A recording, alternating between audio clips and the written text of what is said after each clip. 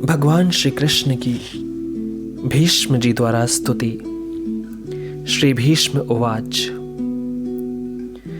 इतिमतिरुपि कल्पिता वितृष्णा भगवती सात्वत पुंगवे विभुम्नि स्वसुख मुपगते क्वचिद द्विहर्तुम प्रकृति उपेयुषी यद्भव प्रवाह त्रिभुवन कमनम तमालवर्णम रविकर गौर वराम्बरम दधाने वपुर्लख कुला वृतान नाब्जम विजय सखे रतिरस्तु मेनवधा।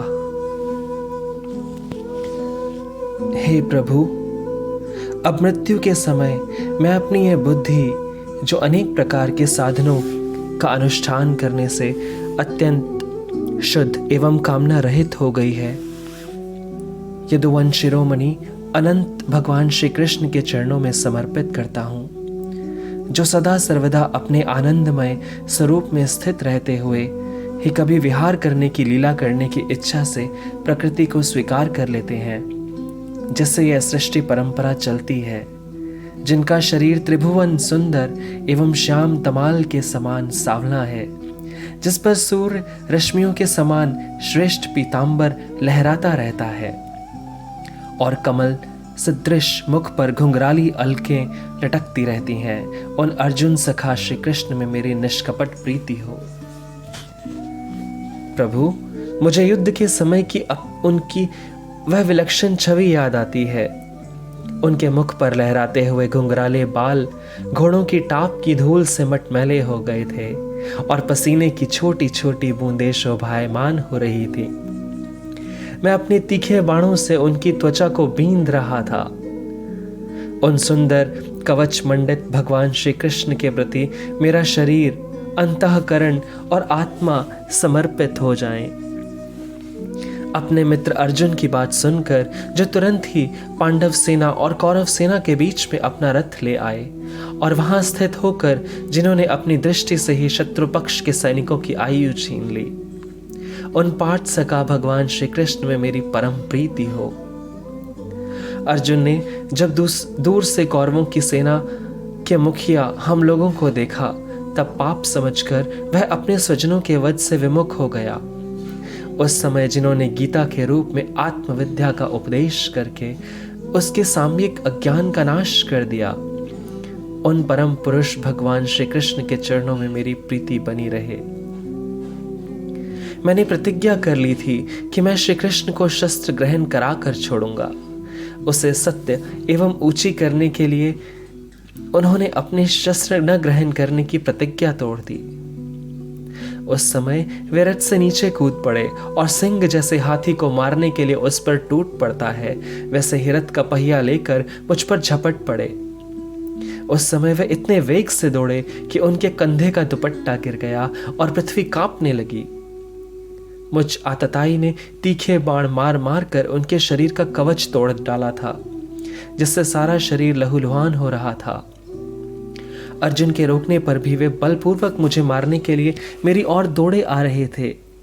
वे ही भगवान श्री कृष्ण जो ऐसा करते हुए भी मेरे प्रति अनुग्रह और भक्त वत्सलता से परिपूर्ण थे, मेरी एकमात्र गति हो, मेरे आश्रय हो। अर्जुन के रथ की रक्षा में सावधान जिन श्री कृष्ण के बाएं हाथ में घोड़ों की रास थी और दाहिने में चाबुक, इन दोनों की शोभा से उस समय जिनकी अपूर्व छवि बन गई थी, तथा महाभारत युद्ध में मरने वाले वीर जिनकी इस छवि का दर्शन करते रहने के कारण सारूप्य मोक्ष को प्राप्त हो गए थे, उन्हीं पार्थ सारथी भगवान श्री कृष्ण में मुझ मरणासन्न की परम प्रीति हो। जिनकी लटकीली सुंदर चाल, हाव भाव, चेष्टाएं, मधुर मुस्कान और प्रेम भरी चितवन से अत्यंत सम्मानित गोपियां रासलीला में उनके अंतर्ध्यान हो जाने पर प्रेमोन्माद से मतवाली होकर जिनकी लीलाओं का अनुकरण करके तन्मय हो गई थीं, उन्हीं भगवान श्री कृष्ण में मेरा प्रेम हो।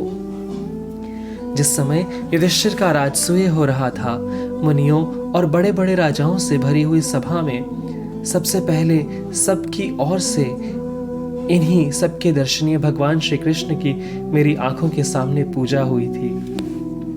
वे ही सबके आत्मा प्रभु आज इस मृत्यु के समय मेरे सामने खड़े हैं।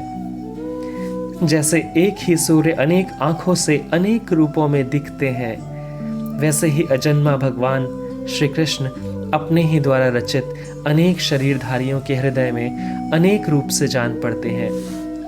वास्तव में तो वे एक और सबके हृदय में विराजमान हैं ही। उन्हीं इन भगवान श्री कृष्ण को मैं भेद भ्रम से रहित होकर प्राप्त हो गया हूं। सूत जी कहते हैं, इसी प्रकार भीष्म पितामह ने मन, वाणी और दृष्टि की वृत्तियों से आत्मस्वरूप भगवान श्री कृष्ण में अपने आप को लीन कर लिया। उनके प्राण वहीं विलीन हो गए और वे शांत हो गए। उन्हें अनंत ब्रह्म में लीन जानकर सब लोग वैसे ही चुप हो गए जैसे दिन के बीत जाने पर पक्षियों का कलरव शांत हो जाता है। उस समय देवता और मनुष्य नगारे बजाने लगे, साधु स्वभाव के राजा उनकी प्रशंसा करने लगे और आकाश से पुष्पों की वर्षा होने लगी।